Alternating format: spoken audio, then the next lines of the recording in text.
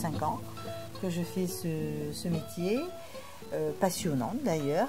Donc je fabrique pas tous les produits, mais une bonne partie de ma gamme, on va dire. Et ce que je propose des produits le plus possible naturels.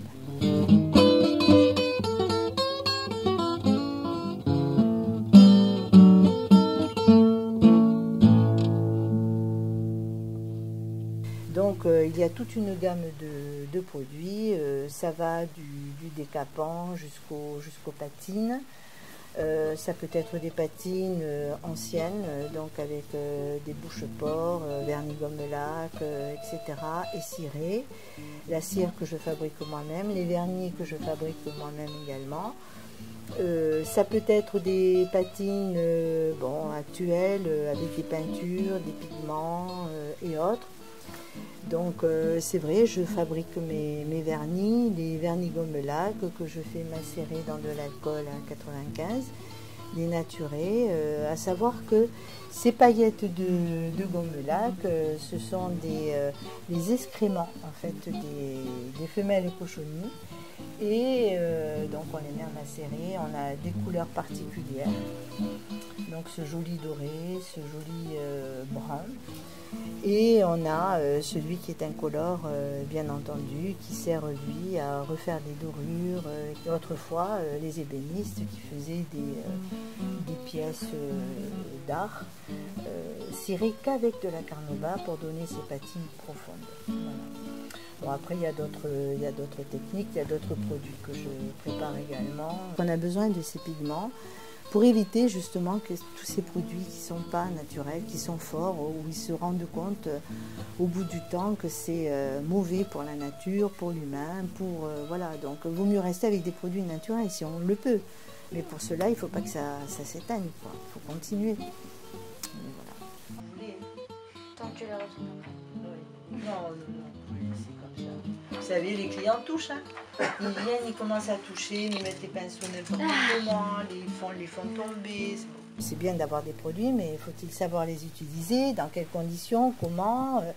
Voilà. Donc, la plupart des clients qui viennent me voir ont des problèmes, soit sur des meubles, soit sur des métaux, soit sur des cuirs, etc., des sols, ça peut être des terres cuites, des parquets et autres.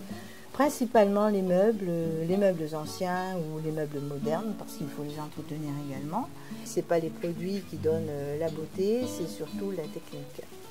Voilà, et cette technique, je la donne avec plaisir. Donc ma publicité, c'est la réussite du travail des clients et le bouche à oreille. Finalement, la clientèle est très diversifiée et je trouve que c'est là que je dois être.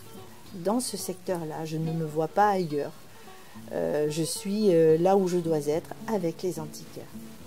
J'ai tellement de bonheur à travailler avec ma clientèle, à leur donner mon savoir.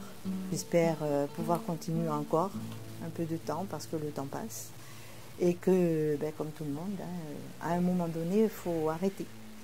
Et malheureusement, pas de succession. Vous voulez le sentir, monsieur ? Peut-être ça vous rappellera votre grand-père, mais il n'avait pas, lui. C'est un savon mou, c'est un savon naturel. Et c'était celui avec lequel moi, ma mère, lavait, je me souviens, dans les baquets, comme ça à la main, avec ce savon mou qui est fait à base d'huile de lin et de citronnelle. Voilà. Et après, on a le savon noir, alors qui, lui, c'est le véritable savon noir, celui que l'on trouve dans les hammams. Il arrive de Marrakech. Il est fait à l'huile d'olive et il est pur. Donc le savon, vous devez l'acheter pur, comme ça. Et vous le diluez vous-même, pas celui que l'on trouve qui est déjà dilué ou redilué, qui n'a pas la même efficacité. Et ça, on s'en servait pour laver les marbres, on nettoyait tout quasiment. Hein. Là, c'était surtout pour le linge, ça détachait le linge. Et moi, je me souviens, on nous apprenait à laver à l'époque. Alors, quand il fallait détacher, la couleur, attention, on mettait très peu de savon, dilué, et on étendait le linge le soir, quand il y avait la lune. et la journée, le blanc au soleil. Aujourd'hui, tout ça se perd, on est tous dans les machines, c'est fini.